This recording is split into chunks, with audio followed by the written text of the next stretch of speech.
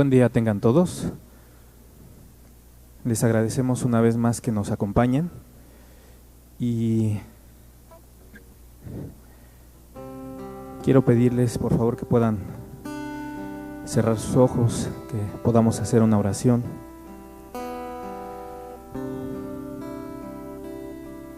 Que podamos iniciar este día dándole gracias a Dios y que podamos aún pedirle para que Él nos acompañe en esta mañana.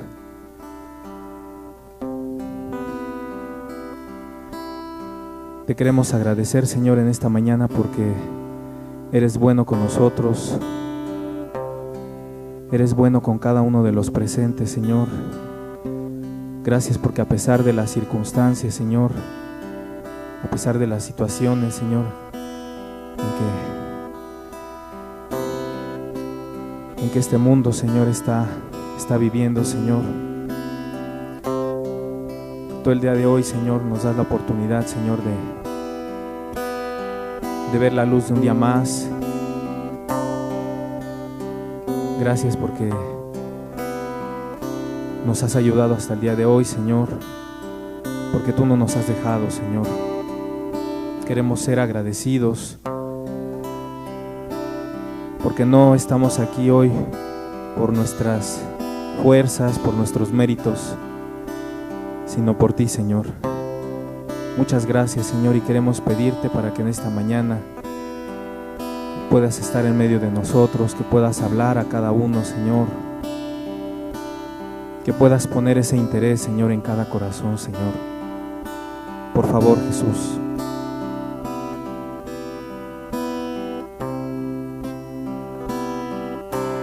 Oh Dios eterno, tu misericordia ni una sombra de duda tendrá. Tu compasión y bondad nunca fallan, y por los siglos el mismo serás. Oh Dios eterno, tu misericordia ni una sombra de duda tendrá. Tu compasión y bondad nunca fallan,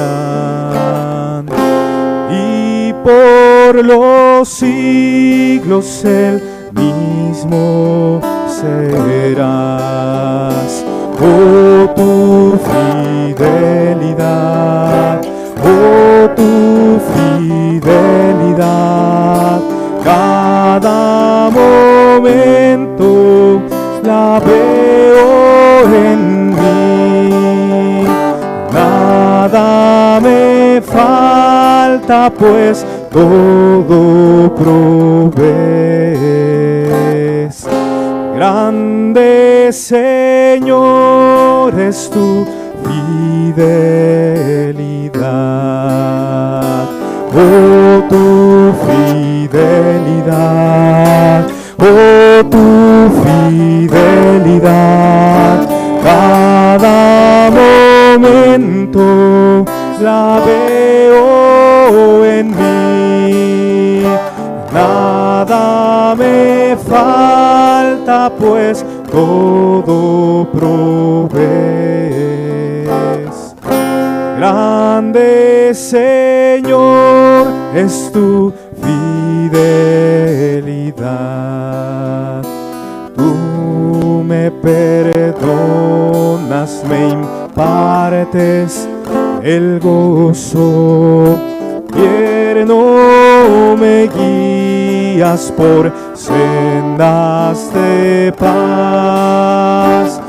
Eres mi fuerza, mi fe, mi reposo, y por los siglos mi Padre serás. Oh, tu fidelidad, oh, tu fidelidad, cada momento la veo en mí. Nada me falta, pues todo provees. Grande, Señor, es tu fidelidad. Oh, tu fidelidad, oh, tu fidelidad, cada momento la veo en mí. Nada me falta, pues todo provees. Grande, Señor, es tu fidelidad. Nada me falta, pues todo provees. Grande, Señor, es tu fidelidad.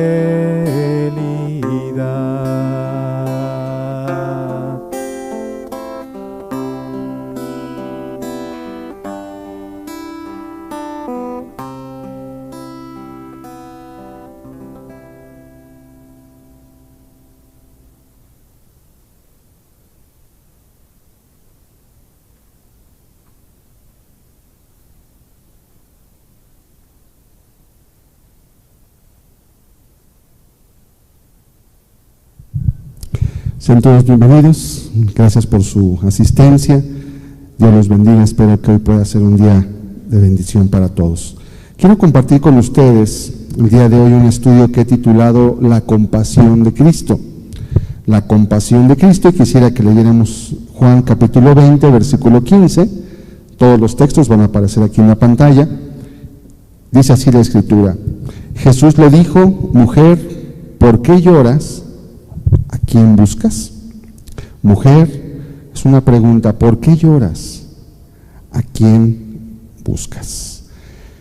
Hay una parte del carácter de Jesucristo que siempre es vista y recordada por toda la gente. Mucha gente lo conoce como un maestro, otros como un profeta, algunos como Señor, como Salvador, pero todos están de acuerdo en que Jesús fue alguien que mostró compasión ante el sufrimiento humano. Esto lo hace único, porque hubo líderes religiosos de diferentes religiones que hay en el mundo que tenían sabiduría, como Confucio, que tenían palabras de sabiduría, como Mahoma, y que hablaban de un nacionalismo, etcétera. Pero en algo Jesucristo es diferente a ellos. Él mostró una compasión, mostró una identificación hacia el dolor humano. Y eso hace que Jesucristo sea alguien muy atractivo de pensar, de recordar. Si usted recuerda alguna imagen que haya usted visto de la persona de Jesucristo en relación con la gente, las que más hay, las que más comúnmente se encuentran son aquellas en las cuales el Señor tiene algún gesto de compasión, de misericordia, de ayuda hacia el dolor humano. Entonces, esto es un elemento real, es muy importante. Y yo quiero a través de este estudio mostrar precisamente tres cosas muy importantes. Vamos a ver la siguiente diapositiva. Los objetivos de este estudio son tres: entender cuáles son los motivos del sufrimiento. Estamos en un tiempo en el cual el sufrimiento es la cara común de cada día, por muchas razones. Después, entender qué es la compasión y el único remedio ante el sufrimiento y el dolor humanos, que es Jesucristo. Quiero orar y quiero pedir a Dios que nos ayude. Si gusta acompañarme, incline su rostro y pida a Dios que también le hable a usted. Señor y Dios, te damos gracias por la vida que nos permites. Gracias por esta oportunidad de estar nuevamente aquí. Yo quiero pedirte, Señor, en esta hora, hoy que vamos a hablar de esta parte de tu carácter tan importante, permite que cada uno pueda comprenderla, pero también pueda mirar, Señor, que tú en verdad te dueles, pero también tienes el remedio, no solamente como quien ve de lejos, sino como quien puede dolerse, pero también ayudar y resolver la necesidad real. Padre, te pido por favor, enséñanos hoy, ministranos y ayúdanos a comprender las razones del dolor, del mal, del sufrimiento, pero también las razones de la bendición que tú traes a cada vida en esta hora, te pido, en el nombre de Jesucristo. Amén. Amén. Bien, una pregunta que muchos se hacen hoy en día y que ha surgido mucho en esta pandemia que hemos vivido, son los motivos del sufrimiento. Es decir, vamos a ver en la siguiente, hay cuatro preguntas, por ejemplo, que yo he escuchado frecuentemente a lo largo de los estudios que he dado, la mayoría en jóvenes, pero también hay veces personas adultas que son preguntas legítimas. ¿Por qué Dios permite el sufrimiento? Porque el sufrimiento es algo que todos entendemos, hay muchas razones por las cuales podemos sufrir, y una pregunta es, ¿por qué Dios lo permite? A veces algunos lo hacen de una forma para intentar condenar a Dios o responsabilizarlo, a veces es para justificarse a uno mismo, como diciendo es que Dios realmente pues no es lo que Él dice, porque mira cuánto estoy sufriendo, mira lo que estoy viviendo. Otra pregunta es, ¿qué no es Dios amor? Si es amor, entonces, ¿por qué permite el sufrimiento? Otra pregunta es, ¿por qué no acaba con las enfermedades? Una pregunta legítima, ¿verdad? ¿Por qué si Dios tiene poder? Bueno, ¿por qué no acaba con la enfermedad y dejamos de vivir en todo lo que estamos hoy viviendo que está trastornando toda nuestra forma de vivir? Una pregunta. Otra pregunta más que se hace es, por ejemplo, vamos a ver la siguiente, ¿por qué creó a Satanás si sabía que iba a pecar y nos iba a tentar? ¿No estaríamos hoy debatiéndonos entre la situación de que si estoy lejos de Dios o no por el pecado? Si Él pecó y Él sabía que iba a pecar, ¿por qué entonces lo permitió? Si Él sabe las cosas desde antes. Una más, ¿por qué un Dios bueno creó el infierno? Y aún nos advierte sobre él. Entonces son preguntas que a veces son preguntas normales que llegan cuando uno empieza a pensar, a razonar. Dios nos hizo seres racionales como Él es y tenemos la facultad de cuestionar, de preguntar, y es legítimo.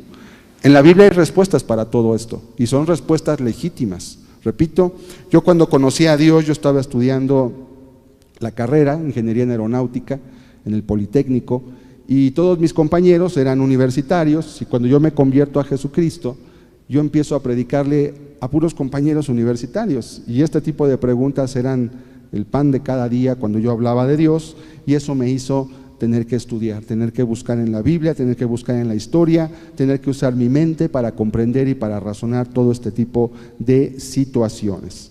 En la siguiente tenemos una formulación que un filósofo llamado Epicuro, un filósofo griego, hizo hace muchos años antes de Cristo, y él dijo lo siguiente, 300 años antes de Cristo: o bien Dios puede impedir el mal y no lo hace, con lo cual ya no es bueno, los entre paréntesis son anotaciones mías, o bien quiere impedirlo, pero no puede. Esto quiere decir que por lo tanto no es todopoderoso. Número uno, entonces, si puede impedir el mal y no lo hace, pues no es bueno, porque estoy permitiendo que algo malo que está en mi poder quitar o impedir ocurra. O bien, sí quiero impedirlo, pero no tengo el poder para hacerlo. Por donde tú lo veas, se le están quitando a Dios dos aspectos muy importantes de su carácter: la bondad, el amor y el poder. O no puede, o más bien no quiere. Y este tipo de razonamientos han hecho que muchas personas se alejen de Dios diciendo, ya ves, todo es una mentira. Obviamente no ha habido más para allá, solamente es la pregunta. Hoy yo quiero, con el favor de Dios, precisamente de manera muy breve, porque esto es algo que toma mucho tiempo entenderlo. Un servidor también dio clases de apologética.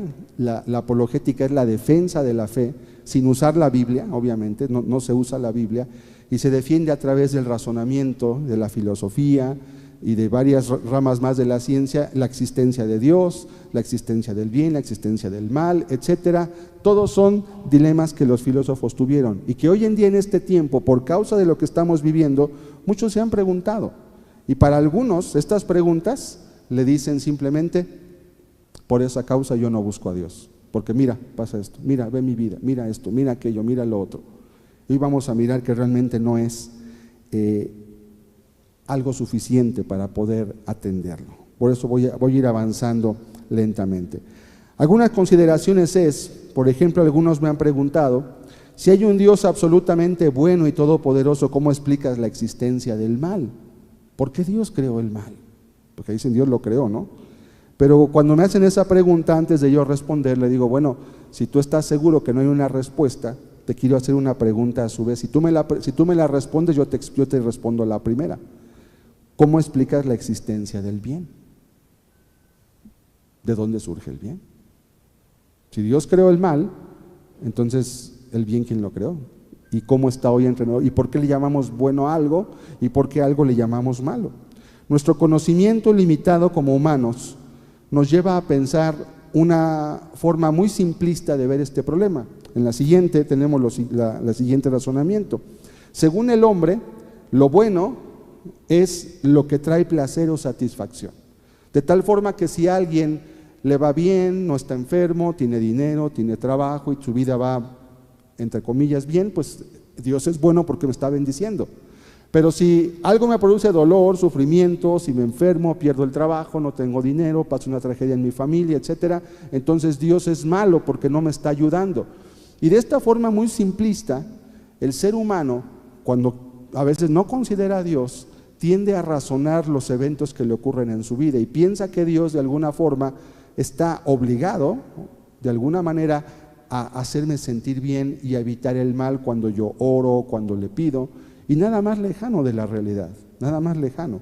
Usted seguramente sabe que Jesucristo murió en una cruz y no murió precisamente de una forma rápida, murió a través de un método llamado la crucifixión, que era un método sumamente cruel. Creo que no se ha inventado una forma más cruel, más lenta, más dolorosa, más torturante para poder destruir la vida lentamente de un ser humano para ocasionar una gran cantidad de sufrimiento.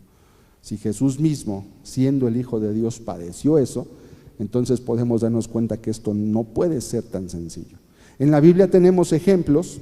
Por ejemplo, le narro en 2 minutos la historia de José. José fue hijo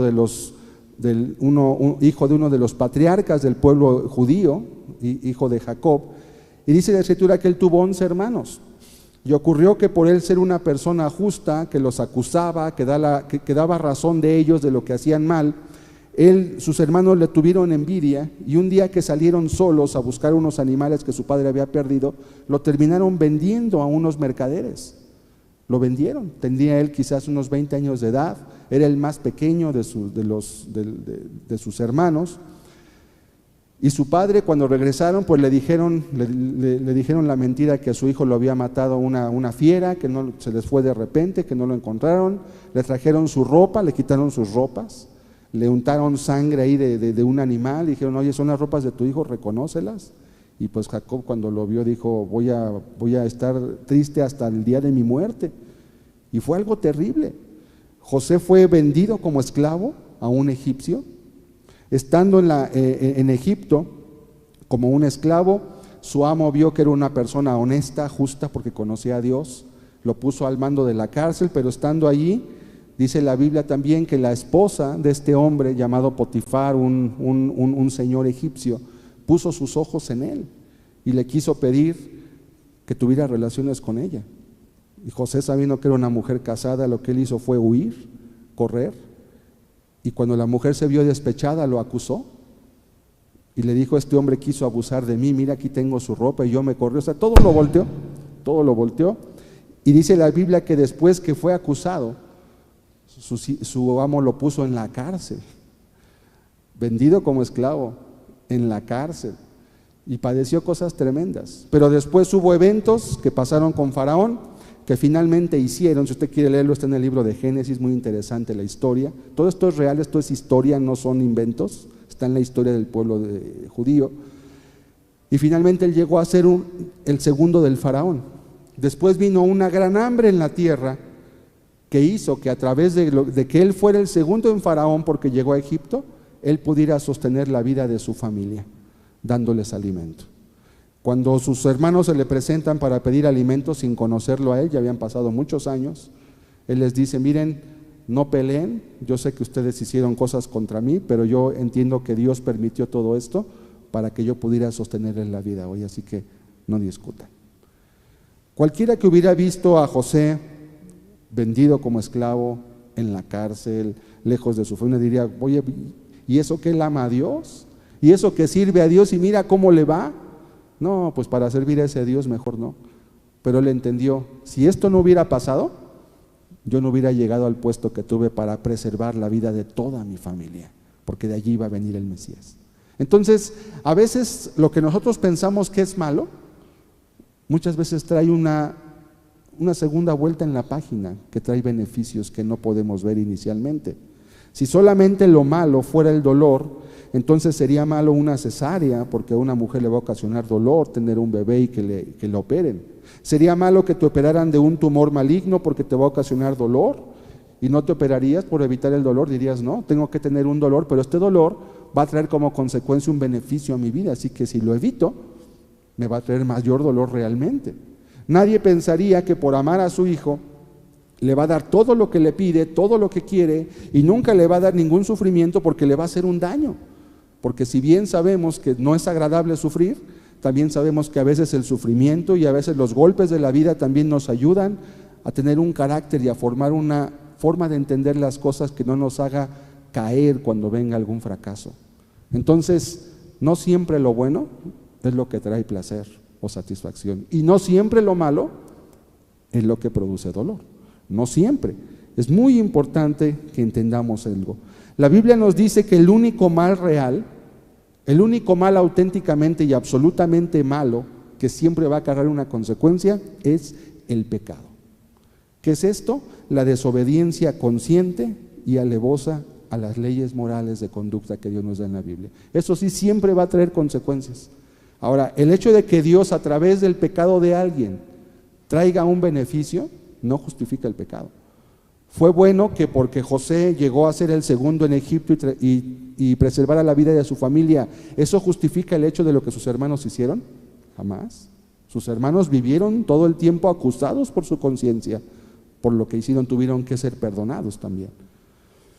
A veces Dios sabe cómo tornar los males en bienes, pero nunca eso justifica el que alguien haga algo incorrecto o malo en su vida. Esto es muy importante de entenderlo. Dios es muy bueno y Él puede transformar las cosas, pero eso nunca va a justificar si hicimos algo incorrecto. Lamentaciones capítulo 3, verso 39, dice lo siguiente: ¿por qué se lamenta el hombre viviente? Laméntese el hombre en su pecado. Y vayan, no tengo tiempo de narrarle lo que pasó. Este texto se escribe durante un evento histórico que se llamó el sitio de Jerusalén, cuando los ejércitos de Nabucodonosor, rey de Babilonia, que fue el primer gran imperio mundial, sitiaron Jerusalén durante más de un año, y literalmente la ciudad de Jerusalén acabó cayendo por hambre y ocurrieron cosas espantosas al interior. Y cuando pasaba todo esto, el profeta Jeremías, inspirado por Dios, pregunta: ¿por qué se lamenta el hombre? Viendo el sitio, la muerte, la hambruna, todo lo que pasaba adentro, y dice: laméntese el hombre en su pecado. Porque todo lo que estaba pasando en ese momento era fruto de haber dejado a Dios, de haberse vuelto de en pos de Él. Ese era el mal real.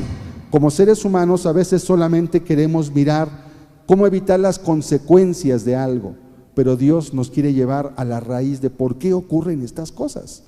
Es fácil decir: Señor, que no me enferme, pero no es tan fácil decir: es que me enfermé porque comí mucho, porque abusé de los alimentos y ahora mi estómago está dañado y me siento mal, y bueno, quisiéramos algo que nos quite rápido, ¿verdad? El antiácido, el Alka-Seltzer, lo que sea, el bicarbonato.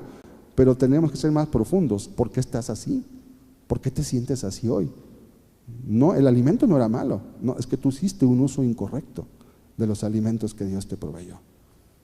Es muy importante ver esto. Esto es una introducción muy larga a la que quiero hablar para que lo entendamos bien. Y el único bien verdadero, auténtico, es la obediencia a Dios motivada por amor. Y esto es parte de lo que Dios quiere tratar para con el ser humano. ¿Qué es lo malo? ¿Qué es lo bueno? ¿Por qué existe lo malo? Un profesor universitario retó a sus alumnos con una pregunta. Sabía que había entre sus alumnos uno que era cristiano, conocía a Dios. Le dijo: a ver, alumnos, muchachos, ¿Dios creó todo lo que existe? Un estudiante contestó: sí. Dice, entonces Dios creó todo, ¿verdad? Dijo, sí, Señor, respondió el joven. El profesor contestó, si Dios creó todo, entonces Dios hizo el mal, porque el mal existe. Y si las obras son un reflejo de quien las hace, entonces Dios es malo. El estudiante se quedó callado ante la respuesta del profesor, ante su razonamiento, y el profesor se jactaba de haber probado que la fe cristiana era un mito, que está basada en una imposibilidad mental. Pero otro estudiante por ahí levantó la mano y dijo, ¿puedo hacer una pregunta, profesor? Yo, claro. Le dijo, ¿cree usted que existe el frío, profesor? ¿El frío? ¿Qué pregunta es esa? Claro que existe. Dice, ¿acaso usted no ha tenido frío?, le preguntó el profesor. El muchacho siguió, de hecho, señor, el frío no existe. Según las leyes de la física, lo que consideramos frío en realidad es la ausencia del calor, porque solamente se puede medir el calor, pero nunca se mide el frío. Y si decimos que un cuerpo tiene una temperatura negativa, pero estamos midiendo el calor, nunca el frío. Entonces, aunque lo podemos sentir, y aunque el cero absoluto es la ausencia total y absoluta de calor, todos los cuerpos se vuelven inertes, pero en realidad el frío no existe. Hemos creado ese término, hemos creado ese concepto para describir cómo nos sentimos cuando no tenemos calor, pero en realidad el frío no es algo que midamos, y eso es algo que la ciencia prueba. Continuó el estudiante, ¿existe la oscuridad, profesor? El profesor dijo, claro que existe. Dice, pues pienso que tampoco realmente la oscuridad existe, profesor. La oscuridad en realidad es la ausencia de la luz. La luz se puede estudiar, pero la oscuridad no se puede estudiar. La física tiene un prisma, el prisma de Nichols, para descomponer la luz blanca en los varios colores de que está compuesta, con sus diferentes longitudes de onda, pero la oscuridad no. Un simple rayo de luz rasga las tinieblas e ilumina la superficie donde termina el haz de luz. ¿Cómo puede saber lo oscuro que está en un espacio determinado? Usted no dice está oscuro, usted dice tiene tanta luz o no tiene luz, y por eso es oscuridad. De tal forma que entonces la oscuridad también es un término que el hombre ha desarrollado para describir cuando no hay luz presente en un lugar o en un medio. Entonces dijo, profesor, ¿existe el mal? El profesor se quedó callado y dijo, ¿qué dice usted? Dice, tampoco, el mal sí existe, pero como lo dije al principio, con la luz y con el frío, realmente el mal es un término que el hombre ha acuñado cuando no hay bien en el corazón de alguien. El mal sí existe, pero antes lo que hubo al comienzo no fue el mal, lo que hubo al comienzo fue el bien. Vemos violaciones, crímenes y violencia, son manifestaciones del mal, pero el mal no existe por sí mismo. El mal es la ausencia del bien debido, y al igual que en los casos anteriores, es un término que el hombre ha creado para describir la ausencia. Dios no creó el mal, no es como la fe o el amor que existen, como existe la luz y el calor.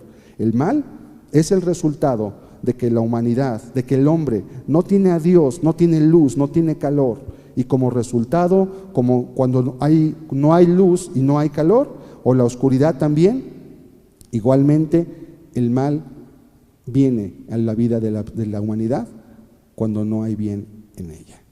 El profesor no dijo más. Esta anécdota se le atribuye a Albert Einstein. No creo, lo veo dudoso, porque Albert Einstein no fue cristiano. Albert Einstein solamente, él sí creía en Dios, él sí creía que existía Dios, y sí tenemos evidencias de que él constantemente retaba a sus alumnos a probar la existencia de Dios. Uno de ellos le preguntó un día, ¿cómo es posible, maestro, que usted siendo tan inteligente, tan brillante, cómo es posible que usted crea en Dios? Y él les dijo, precisamente porque soy inteligente y porque estudio, por eso creo en Dios. Porque es más lógico creer que existe un diseñador, un creador, que pensar que todo se formó de la nada y hay un orden tal como el que vivimos. Entonces, cuando hablamos del mal, realmente no estamos hablando de algo que fue creado en sí mismo, estamos hablando de algo que viene como producto de la ausencia de algo en el corazón. Por eso cuando viene Cristo a la vida de un ser humano, las cosas se transforman y cambian. ¿Por qué? Porque empieza a ver la luz. Ahorita vemos cómo ilumina el sol y no necesitamos electricidad para alumbrarnos, porque la luz natural nos da lo que podemos necesitar para ver hoy en día. ¿Qué es la compasión entonces? Vamos a poner la siguiente diapositiva. La palabra compasión del latín com o con y pasión, que es sufrir, literalmente significa sufrir con, eso es compasión. Es diferente de la lástima. La lástima es un sentimiento pasajero. Dice, me da lástima el niño, me da lástima el perrito, me da lástima. Generalmente la lástima se aplica a las cosas o a los animales, pero la compasión es cuando alguien sufre con la persona. Cuando alguien no solamente dice, bueno, pues qué triste, pero pues bueno, pues mejor él que yo, ¿no? O bueno, qué bueno que no soy yo. A veces se puede pensar así. La compasión es una facultad en la cual un ser humano decide, decimos en los tanatólogos, decimos, es meterte en los zapatos de otro, pero sin que te abroche las agujetas. O sea, tienes que entender su dolor, pero no puedes meterte a llevarlo porque no es tu dolor. No te puedes cargar con el dolor de toda la gente, pero sí puedes entender, sí puedes sufrir con. Y esto es una cualidad que únicamente puede venir de parte de alguien que decide amar a alguien o a otra persona. La compasión nos lleva a hacer algo. La lástima solamente es un sentirte mal. Me siento mal, me da lástima ver el perrito. La compasión, ¿qué sería? La compasión sería hacer algo por esa persona, por ese dolor, lo que está a tu alcance obviamente para poder mitigar el dolor. ¿Cuál es la razón del sufrimiento? Yo sé que todos aquí tenemos razones por las cuales sufrimos, estamos sufriendo o hemos sufrido o quizá vamos a sufrir también. No podemos evitarlo. La vida está ligada al dolor. La vida está ligada al dolor porque el mundo es un mundo que se ha apartado de Dios y eso produce mucho dolor, eso produce muchísima angustia y también trae muchísima aflicción al corazón del ser humano. Yo estoy seguro que si usted hiciera una lista de las cosas que le afligen en la vida, que le han causado dolor y sufrimiento, y si usted fuera honesto de mirar por qué estoy ahí, no mirar lo que estoy sintiendo, sino entender por qué llegué a esta situación, mucho tendría que ver con malas decisiones. Mucho tendría que ver con hice algo que no estuvo bien y esto me acarreó esto. Y eso produce un dolor. Ahora, lo importante de esto es que Dios se compadece de ese dolor. No lo justifica. No dice pobrecito como el papá o la mamá que su hijo por desobediencia tuvo un accidente y sí, se va a doler con él, pero también le va a decir, debes obedecerme. Si hubieras hecho lo que te dije, hijo, si hubieras hecho lo que te dije, hija, no estarías pasando esto ahorita, pero no quisiste escucharme. Decidiste que eras más sabio, decidiste que tenías una mejor opinión y hoy estás viendo el fruto de lo que tus deseos han causado. ¿Por qué es el dolor? ¿Por qué viene? ¿Es un dolor egoísta? La Biblia nos dice que debemos avergonzarnos cuando solamente es dolor porque algo le pasa a uno.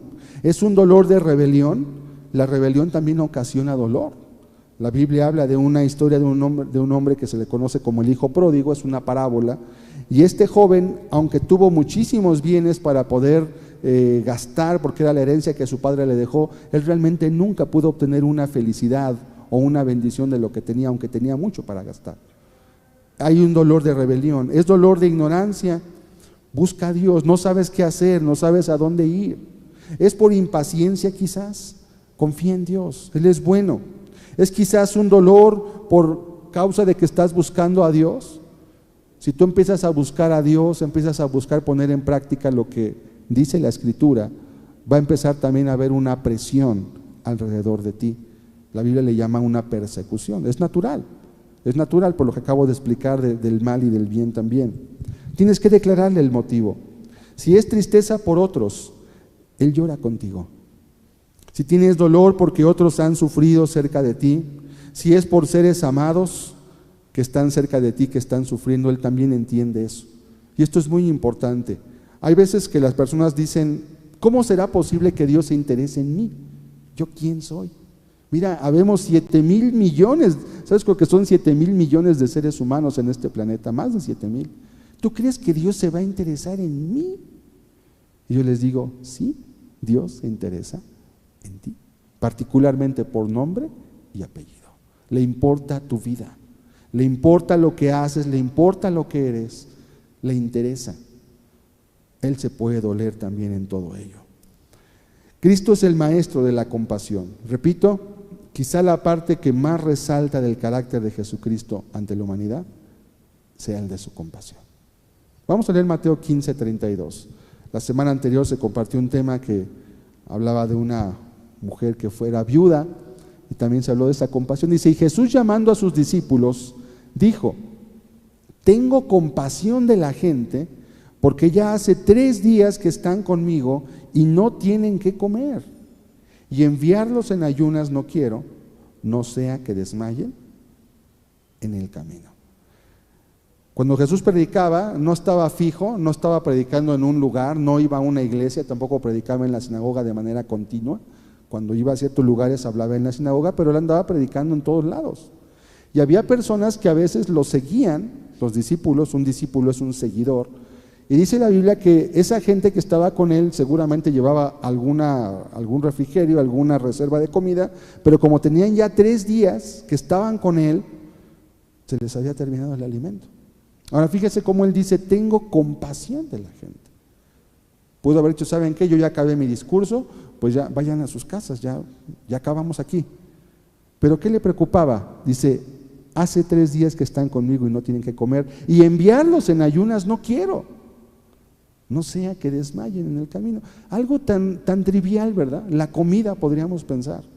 Seguramente ninguno iba a morir por no comer un día o 2. El cuerpo humano puede resistir semanas enteras sin ingerir alimentos, no así líquidos, pero alimentos sí, y está comprobado que tenemos reservas para vivir.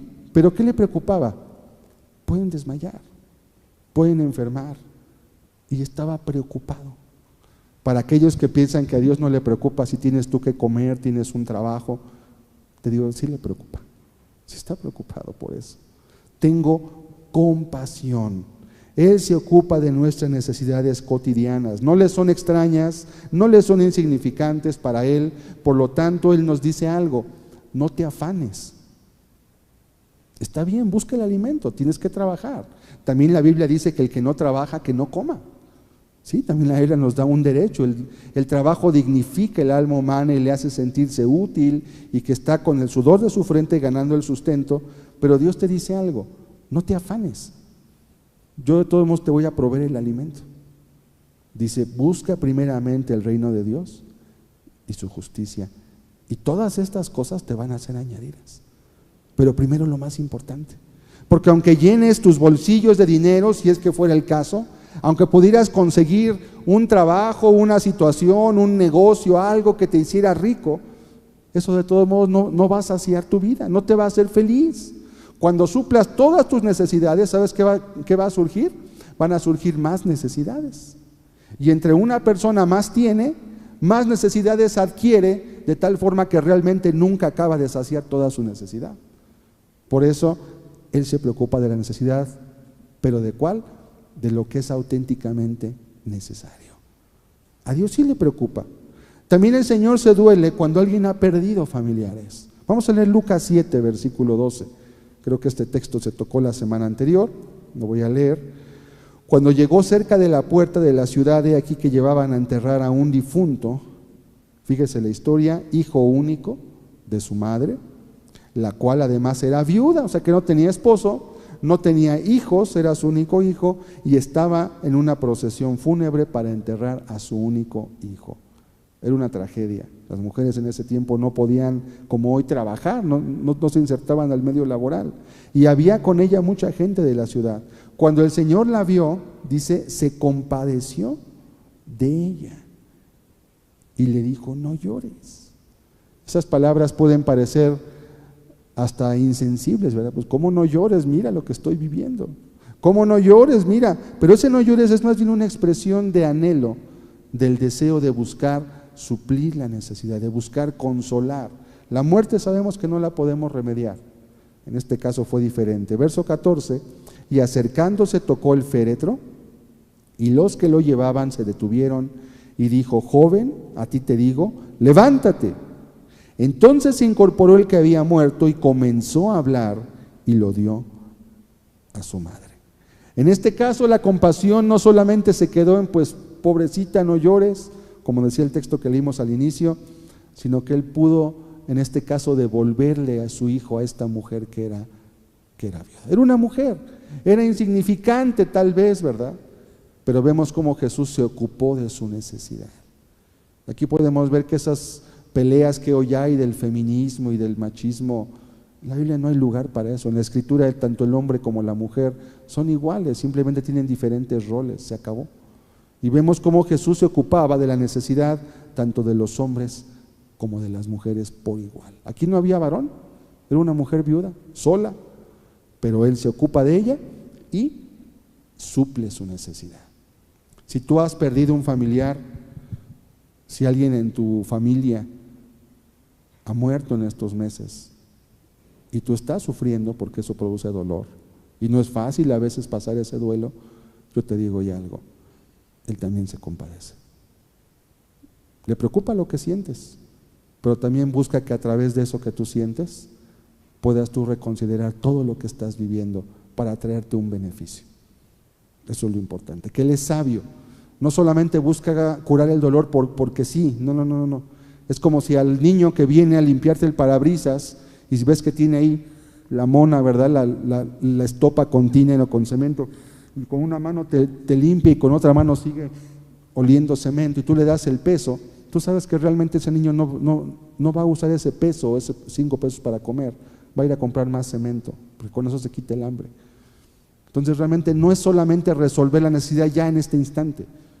Dios busca cómo ir a la raíz de tu necesidad. Dios busca cómo ver que eso que tienes, tal vez te va a tener que repetir porque la muerte nos va a acompañar hasta el día que muramos, ¿verdad?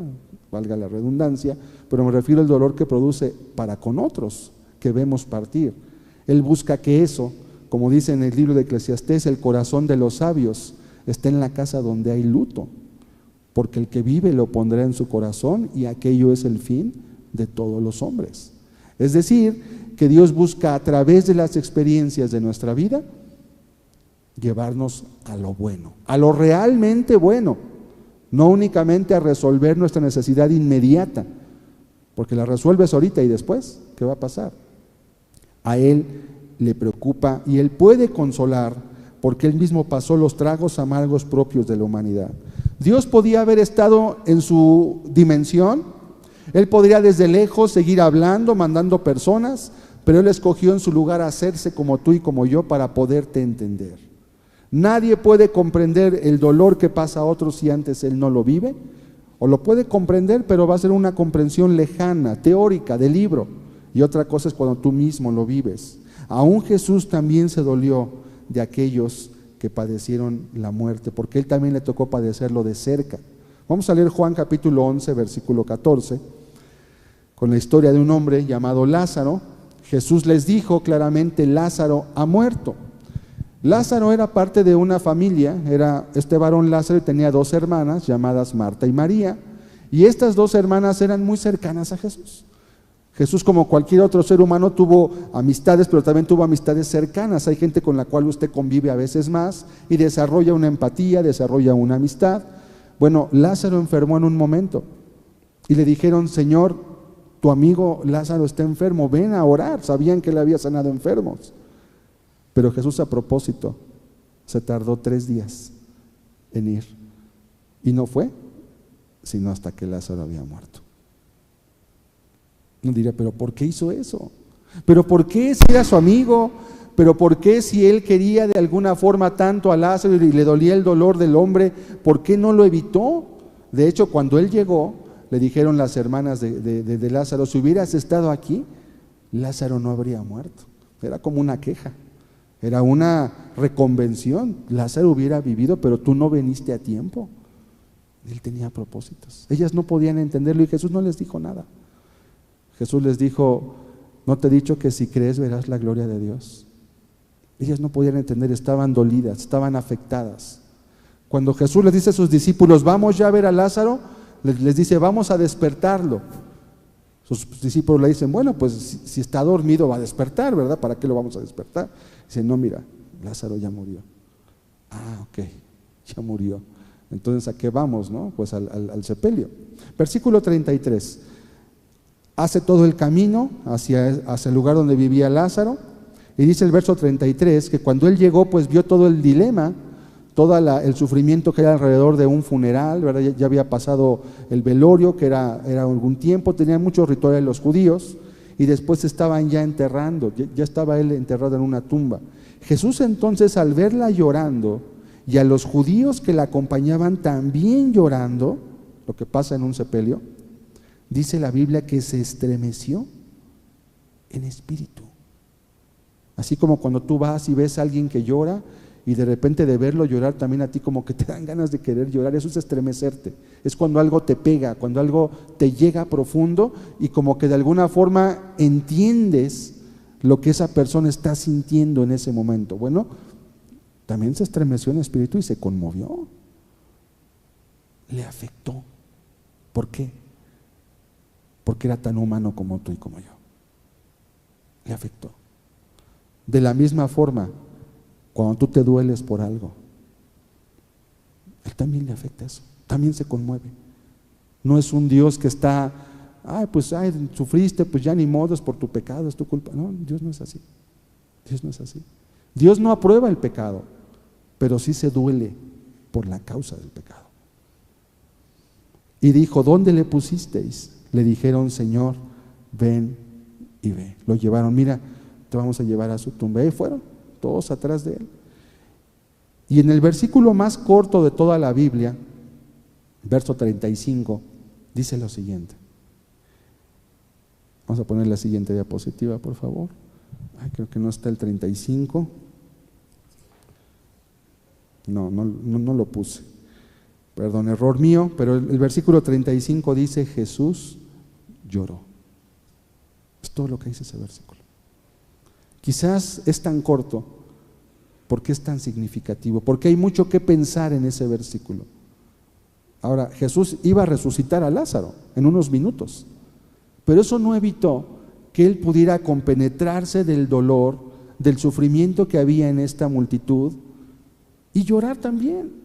Podría parecer hasta ilógico, bueno, es que vengo para orar para que resucite. Él sabía que iba a resucitar. No, sino que él lloró también, mostrando de esta forma que él tiene compasión, que sufre con. Pero ¿sabes qué? Que el sufrimiento muchas veces lo que hace es que limpia el alma, es que nos ayuda a repensar las cosas que hacemos y que vivimos.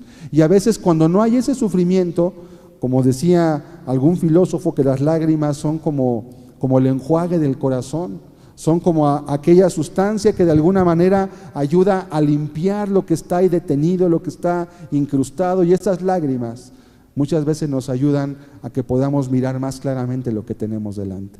Reconsideramos toda la vida, ¿cierto o no? Cuando vamos a un sepelio, cuando alguien fallece, cuando la muerte toca nuestra puerta y de alguna forma nos visita, sea lejano o cercanamente, eso nos lleva a un repensar, nos lleva a un considerar lo que estamos haciendo. Jesús lloró. Y no solamente eso, dijeron los judíos después, mirad cómo le amaba. Le amaba. Y minutos después Jesús oró por él, resucitó Lázaro, salió de la tumba vivo. Pero eso no quitó el hecho de que él llorara, de que él sufriera. Lo que te quiero compartir con este estudio es que él tiene una identificación contigo también. ¿Qué te lleva a sufrir? Yo no te conozco, no los conozco a excepción de algunos que sí conozco, algunos hermanos de la iglesia, pero fuera de eso no los conozco yo, pero Dios sí te conoce. Y Dios sabe que el sufrimiento que hay en tu vida, sea cual sea, todos tenemos razones por las cuales sufrimos, yo también, no estoy yo exento. El hecho de venir a Cristo no nos hace superhombres ni supermujeres, ni nos hace insensibles, al contrario, nos da un corazón de carne y nos ayuda a interesarnos realmente por el sufrimiento de otros, aunque no sea nuestro problema, podríamos decirlo así, porque eso es lo que Dios hace también, es de alguna forma lo que te enseña. No solamente Dios se duele por la muerte, también se duele por la enfermedad. Vamos a leer Mateo 8, con esto quiero concluir, versículo 2, Mateo 8:2, una escena muy hermosa. Dice, vino un leproso y se postró ante él diciendo, Señor, si quieres, puedes limpiarme. Un leproso, quiero explicar esta escena, es muy sencilla, pero es muy significativa. La lepra era una enfermedad Es una enfermedad todavía. En México, por cierto, hay brotes de lepra en este tiempo también. Ha habido una serie de plagas y enfermedades que pensaban que estaban ya de alguna forma erradicadas. Y la plaga es una enfermedad muy contagiosa, porque es en base a una bacteria. Una enfermedad que se come la carne, que se come los nervios, se come los músculos y literalmente insensibiliza partes enteras del cuerpo. Los leprosos estaban condenados a no tener ninguna relación con los demás, lo que hoy llamamos distanciamiento social por causa de la pandemia, que usamos un cubrebocas. Bueno, ellos lo tenían que llevar completo, no podían tener relación con nadie, no podían acercarse, nadie podía tocarlo siquiera. Ahí no había saludo ni con el codo, ni con el pie, ni con nada, porque la bacteria sí podía fácilmente contaminarse por el contacto, contagiarse, traspasarse. Y además los leprosos no podían adorar a Dios por eso, no podían ir a la sinagoga. Estaban sin la posibilidad de poder tener una comunión con Dios de ninguna forma. La lepra en la Biblia es un tipo del pecado. Pero vino ante Jesús un leproso. Número 1, se postró. Sabía delante de quién estaba. No exigió, no se postró. El postrarse es una señal de reverencia, es una señal de reconozco quién eres tú. Y después le dijo Señor, reconociendo quién era, y seguidamente vemos una muestra de la fe que había en él. Si quieres, dice, no si puedes, porque él podía. La pregunta no es si Dios puede ayudarte, la pregunta no es si Dios puede ayudarte en tu vida, si Dios puede sacarte de una necesidad, si Dios puede salvar tu vida o perdonar tus pecados. La pregunta no es si puede, la pregunta es si tú puedes creer. La pregunta es si tú estás dispuesto a tomar el camino que Dios te muestra. Si quieres, puedes limpiarme. No tenía nada que perder. Familia, un leproso no podía tener familia, y si la tenía y se contagió, en ese momento perdía automáticamente a toda su familia. Era una tragedia la lepra. Ahí había leprosarios. Versículo 3, y Jesús hace algo inédito, algo que los judíos mismos no podían dar crédito. Número 1 dice, extendió la mano y lo tocó. No era necesario tocarlo. El poder de Dios no se basa en que se toque a una persona o no. En esta pandemia que estamos viviendo, hemos orado por mucha gente.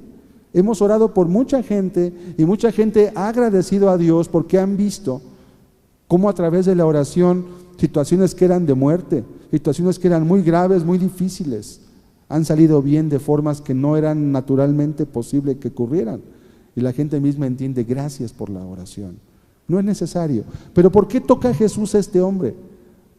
Número 1, para romper los esquemas religiosos de ese tiempo. No, es que él era un rabino.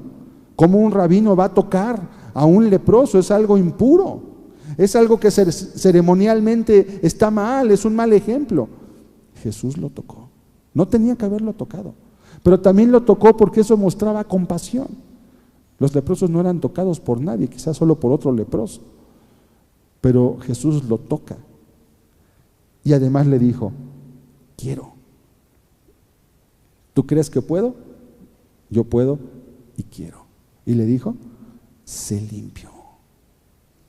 Y al instante, dice la Escritura, su lepra desapareció. No fue un tratamiento, no le dio una pomada, no le dijo, mira, toma este tratamiento, o ve con este doctor, toma este papel. No, su lepra desapareció. Pero ¿qué hubo? Vamos al versículo 2 nuevamente. ¿Qué hubo en la vida de este hombre? Hubo fe, hubo humildad. Hubo de alguna forma un reconocimiento delante de quien estaba. Cuando Jesús ve eso en el corazón del hombre, Él responde rápidamente. Cuando hablamos de buscar a Dios, yo no me refiero a alguien que está escondido y tenemos que encontrarlo. No es así, Dios está a la vista, está a la mano.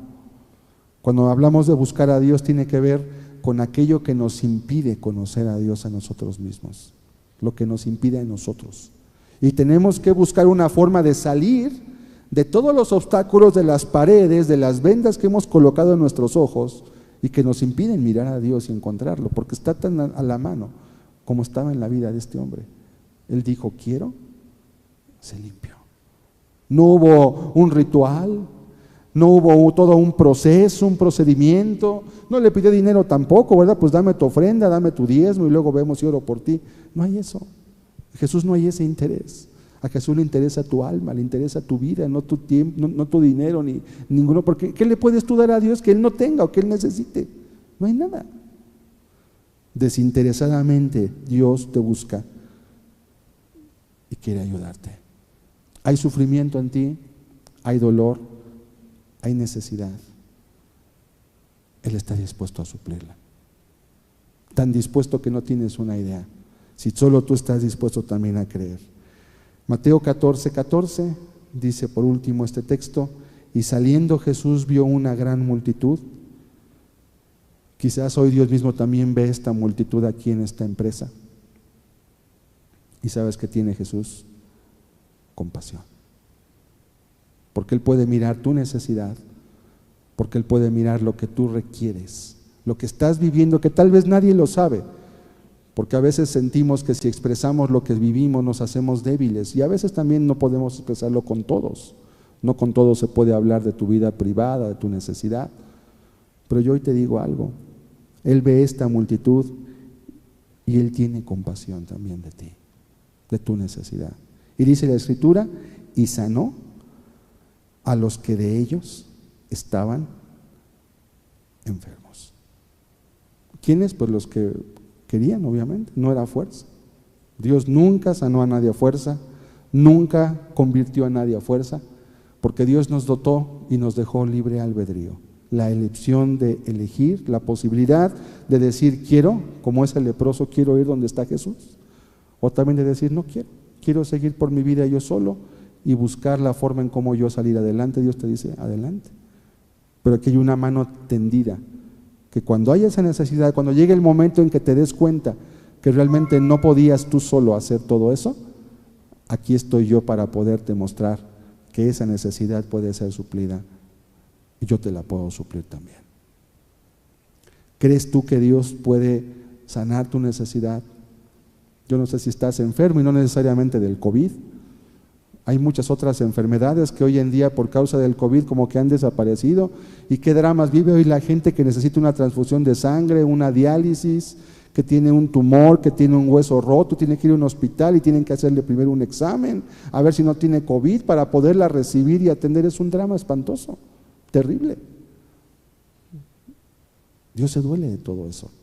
No está ajeno, no está tan lejos que no puedas llegar ni verlo ni mirar a Él en toda su necesidad. ¿Qué necesidad tienes tú hoy? No lo sé, pero Dios sí lo sabe. Te invito a que cerremos nuestros ojos un momento.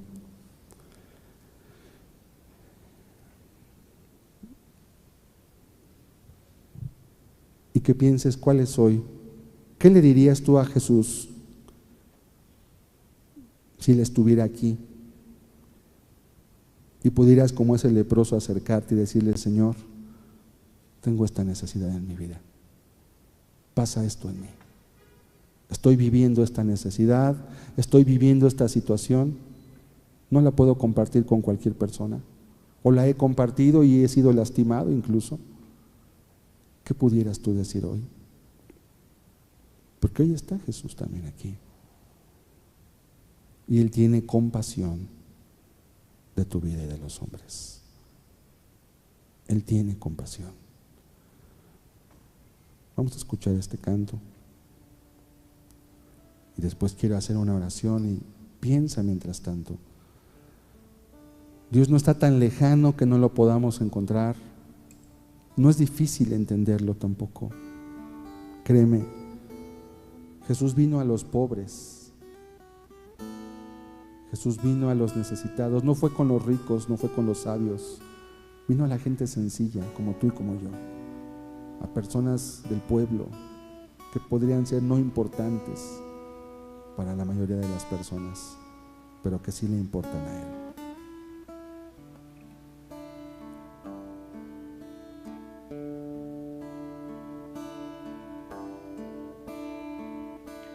Cristo,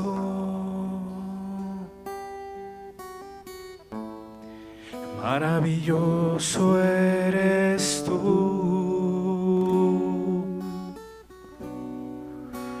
eres tan bueno, tan lleno de amor, brillas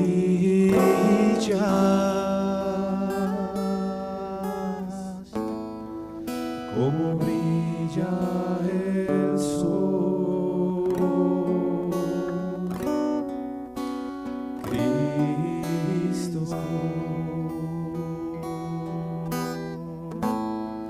Maravilloso eres tú.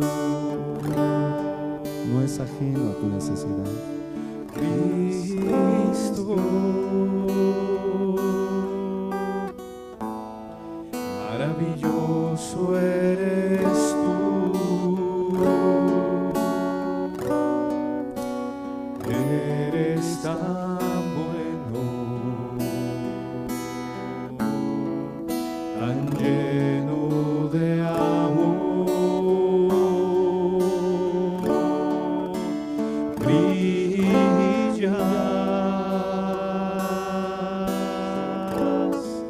Como brilla el sol, Cristo, maravilloso eres tú. Yo quiero ya hacer una oración. Si hay una necesidad, si hay un sufrimiento, tú crees que Dios puede sanarlo, estás enfermo tal vez, hay escasez, hay problemas difíciles. Yo quiero pedirte que levantes tu mano ahí en tu lugar para orar por ti. Orar por ti, pedirle a Dios que Él sane esa necesidad, que Él sane esa enfermedad. Simplemente es como decir: Señor, si quieres, puedes ayudarme. No es complicado, no es difícil. Dios simplemente tiene el poder y la compasión, recuérdalo, la compasión para ayudarte. Si tú hoy crees que Dios puede traer sanidad en ese dolor, esa enfermedad, díselo a Dios hoy. Yo quiero orar por ti, por tu vida, por tu necesidad. No sé cuál es, no te conozco, pero Dios sí te conoce y sabe perfectamente cuál es tu aflicción, la necesidad en este día. Señor y Dios, quiero pedirte en esta hora, Dios mío, tú que conoces todas las cosas, tú que sanaste este leproso, tú que sanaste el corazón de la mujer que había perdido a su hijo, Señor, y había visto esfumarse con ellos sus esperanzas tal vez de vida. Tú que tuviste compasión de la gente porque no había comido en varios días o no tenía alimento para regresar hacia sus casas. Yo quiero pedirte que hoy, Señor, tengas compasión y misericordia de aquellos que hoy en este lugar tienen causa, Señor, de aflicción, de dolor. Dios mío, tu palabra nos muestra que tú estás interesado, que no eres indiferente a la necesidad, al sufrimiento, al dolor, a aquello, Señor, que ocasiona al ser humano aflicción. Te pido por favor, Señor, que traigas tú hoy sanidad. Si alguno está enfermo, Señor, también te quiero pedir, Señor, que tú puedas traer sanidad a las vidas en este día. Yo no conozco la necesidad ni la enfermedad, pero tú sabes todo, Señor, y nos has asombrado mirando cómo esta necesidad precisamente que hoy atravesamos como humanidad también ha hecho resaltar mucho tu poder y tu amor, Señor. Padre, por favor, trae bendición, trae sanidad, trae, Señor, cura a aquel que está sufriendo, Señor. Muestra a cada uno, Señor, las razones, los motivos también. Y permite que podamos, Señor, juntos caminar la senda que tú has trazado para nosotros como humanidad. La senda que nos puede llevar a la vida y que nos aleja de la muerte, de la destrucción, Señor. Por favor, te ruego, Dios mío, tú conoces el dolor, el sufrimiento. Trátalo hoy, Señor. Permite que cada uno pueda ser sensible y pueda tener ese acercamiento hacia ti, Señor, como un Dios que está dispuesto a ayudar, a bendecir, a traer sanidad, no solamente en el cuerpo, sino también en el alma, Señor, donde a veces no puede una pastilla ni ningún médico ayudarnos, sino solamente el médico de los médicos, Jesús de Nazaret, ante quien incluso la muerte no pudo mantenerse firme. Padre, te pido por favor que lo hagas, que tu corazón, Señor, hoy pueda mostrarse con compasión hacia cada uno de los presentes, en el nombre de Jesucristo, Señor. Amén, Señor. Amén, Señor. Amén. Amén. Que Dios los bendiga a todos. Espero que esto les haya sido de bendición. Y recordemos, Dios sí está interesado en nuestra necesidad, pero tenemos que hacérsela saber también. Él la conoce, pero hacerla saber a veces es una señal también de disposición, como la que tenía este hombre. Señor, si quieres, puedes limpiarme. Dios los bendiga a todos, que tengan excelente día. Voy a dar el micrófono, van a darles algún mensaje.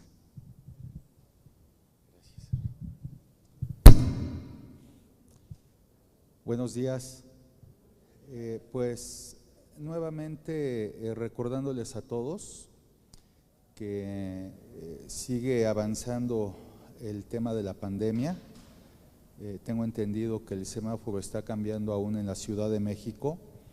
Es una